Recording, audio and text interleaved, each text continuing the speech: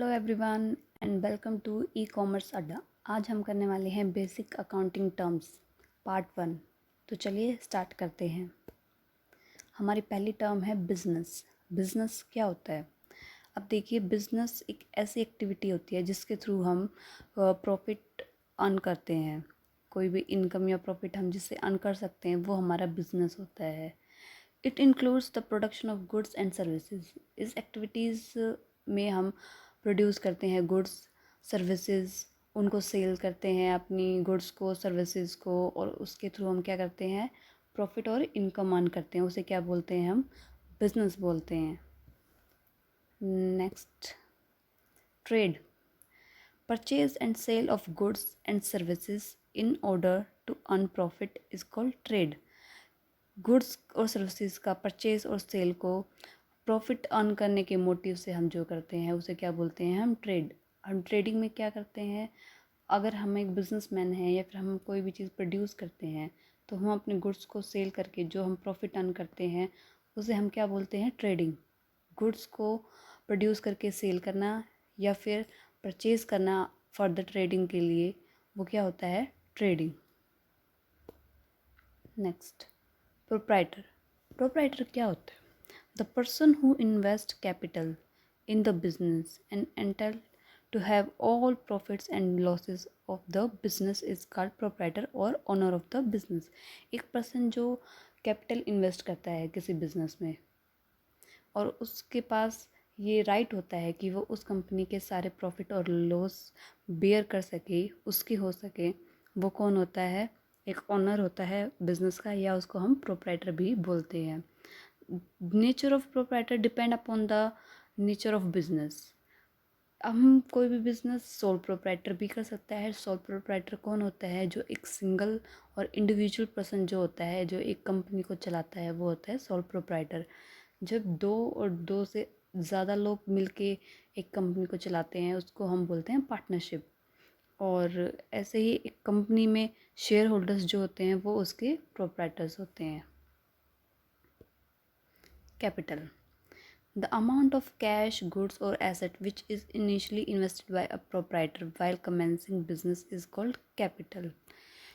एक amount cash की, कोई भी अमाउंट लगा लीजिए आप। जैसे कि अगर मैं एक बिजनेसमैन हूँ, मैंने अपने बिजनेस स्टार्ट करने के लिए 5 लाख रुपीज़ इन्वेस्ट करे हैं, या फिर कोई भी गुड्स इन्वेस्ट करी है या कोई भी एसेट इन्वेस्ट करी है कि मान लीजिए मेरे पास एक बिल्डिंग है और मैंने 5 लाख रुपीज़ इन्वेस्ट करें, तो वो मेरी कैपिटल है। जो मैं अपने बिज़नेस स्टार्ट करने के लिए मैंने जो अपनी पूंजी लगाई है, वो चाहे कैश के रूप में हो, बिल्डिंग के में हो या गुड्स के रूप में हो, वो मेरी कैपिटल होती है।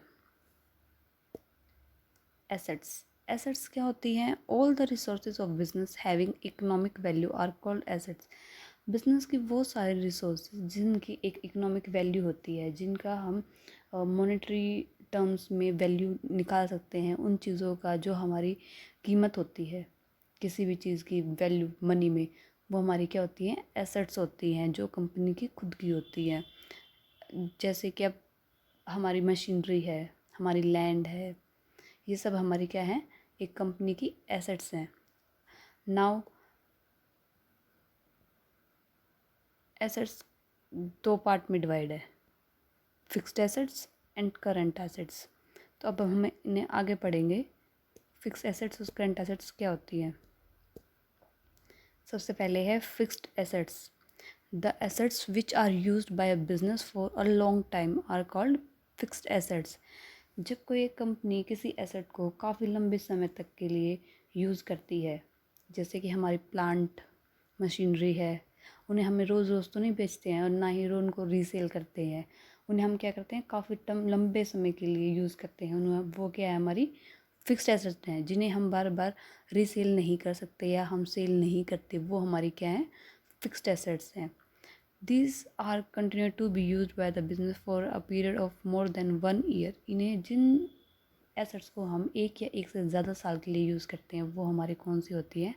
फिक्स्ड एसेट्स होती हैं। जैसे कि हमारी land, building, plant, machinery, furniture, vehicle etcetera. Next, current assets. the assets which are used up in 1 year or easily get converted into cash in 1 year are called current assets. वो assets जिन्हें हम 1 साल या 1 साल से भी कम के लिए यूज़ करते हैं और जिन्हें हम जल्दी ही कैश में कन्वर्ट कर सकते हैं, वो हमारी क्या होती है, करंट एसेट्स होती हैं। जैसे कि हमारा फर्नीचर है, हम टेबल हैं, एक टेबल को हम 1 साल यूज़ कर लेंगे, उसके बाद या तो वो रिपेयर मांगेगी या वो टूट जाएगी, या फिर हम उसको अगर बेचना चाहें तो हम आसानी से कभी भी बेच सकते हैं, तो उसको कैश में कन्वर्ट कर सकते हैं। तो वो हमारी क्या है, करंट एसेट्स है। फॉर एग्ज़ाम्पल रॉ मटेरियल, जो भी हमारा कच्चा माल होता है, हम जो गुड प्रोड्यूस कर रहे हैं उनके लिए जो भी माल है वो, फिनिश्ड गुड जो हमारी गुड्स बन के तैयार हैं वो, डेप्टर्स, कैश बैलेंस, जो भी हमारा कैश बैंक में हमारा जो कैश बैलेंस है वो, बैंक बैलेंस है वो, ये सब हमारे क्या हैं, करंट एसेट्स हैं। लाइबिलिटीज़, अब लाइबिलिटीज़ क्या होती हैं, the amount which business all to other is called its liability. वो अमाउंट जो एक बिजनेस ने किसी और से ले रखा होता है, all to other is called liability. There is a certain amount which business under obligation to pay, जो कि एक बिजनेस को पे करना है आज नहीं तो कल।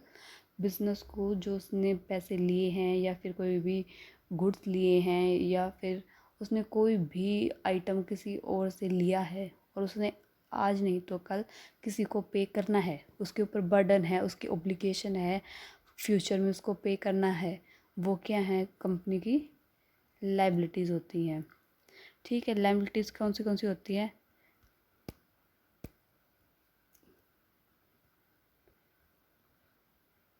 Long term liabilities, short term liabilities. चलिए आगे पढ़ते हैं।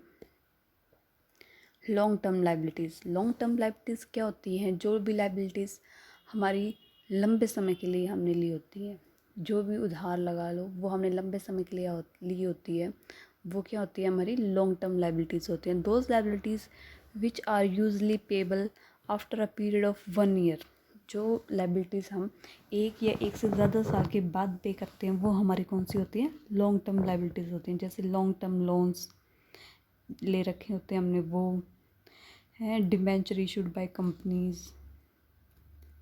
शॉर्ट टर्म लाइबिलिटीज़, जो लाइबिलिटीज़ हम 1 साल के अंदर अंदर पे कर देते हैं या हमें पे करनी होती हैं, वो क्या होती है, हमारी short term liabilities. Bank overdraft है या फिर हमारे जो क्रेडिटर्स हैं वो, ये सब हमारी क्या है, short term liabilities. Drawings, the amount of cash or goods which is withdrawn by a proprietor from business for its private use is called drawings। कोई भी गुड्स या फिर कोई भी अमाउंट कैश में जो एक प्रोप्राइटर बिजनेस से निकालता है अपने पर्सनल यूज़ के लिए, वो क्या होती हैं, ड्राइंग्स। इससे हमारी क्या होती है, बिजनेस की कैपिटल कम होती है क्योंकि वो उसकी कैपिटल में से माइनस होती हैं। Goods, the things which are bought and sold by business are goods. वो चीज़ें जो एक बिजनेस खरीदता और बेचता है वो क्या होती हैं, गुड्स। गुड्स में भी raw material, work in progress और फिनिश्ड गुड्स। गुड्स क्या होती हैं, रॉ मटेरियल भी हो सकता है या फिर फिनिश्ड गुड्स भी हो सकती हैं। अब रॉ मटेरियल जैसे कि कच्चा माल, हम कपड़े बनाने का हमारा बिजनेस है तो हम किसी से अगर धागा ले रहे हैं, कलर ले रहे हैं, मशीन ले रहे हैं, तो ये सब हमारे किस में आएंगे, रॉ मटेरियल। जो हमने कच्चा धागा लिया है ये किस में है, हमारा रॉ मटेरियल में। ठीक है, ये भी हमारी क्या है, गुड्स हैं। Purchases, goods bought for resale are called purchases.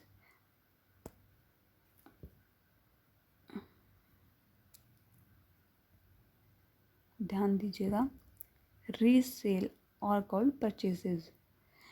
जो गुड्स हम रीसेल के पर्पज़ से परचेज़ करते हैं उनको हम क्या बोलते हैं, परचेसेस।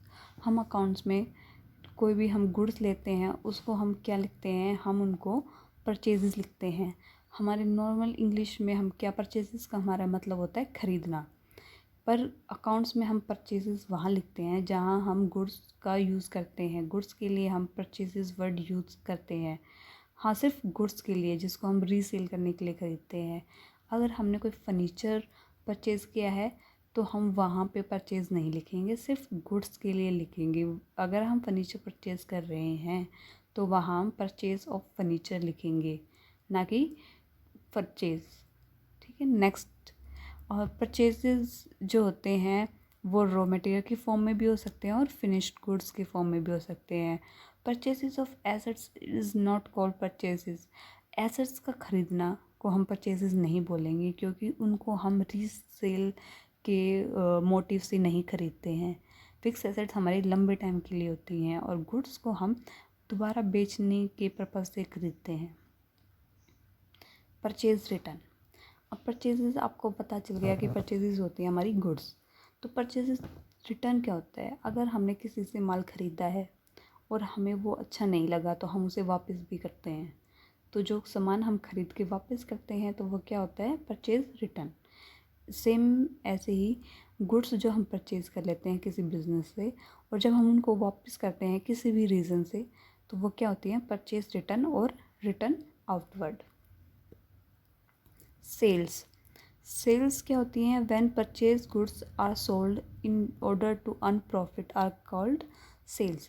जब हमारी खरीदी हुई गुड्स को हम प्रॉफिट अर्न करने के मोटिव से दोबारा सेल करते हैं तो वो क्या होती है? हमारी sales. When goods are sold for cash it is called cash sales. जब हम किसी गुड्स को कैश में सेल करते हैं तो वो क्या होती है? हमारी कैश सेल्स होती है। अगर हम किसी गुड्स को क्रेडिट में सेल करते हैं, किसी को उधार में माल बेचते हैं, तो वो हमारा क्या होगा? Credit sales. Sales return. Goods once sold to the customer when are returned back by them due to any reason, then such goods are called sales return or return inward। जैसे कि परचेज रिटर्न था, ऐसे ही sales return में जब हमारा बेचा हुआ माल हमें वापस आता है किसी भी रीज़न से तो उसको हम क्या बोलते हैं? सेल्स रिटर्न और रिटर्न इनवर्ड।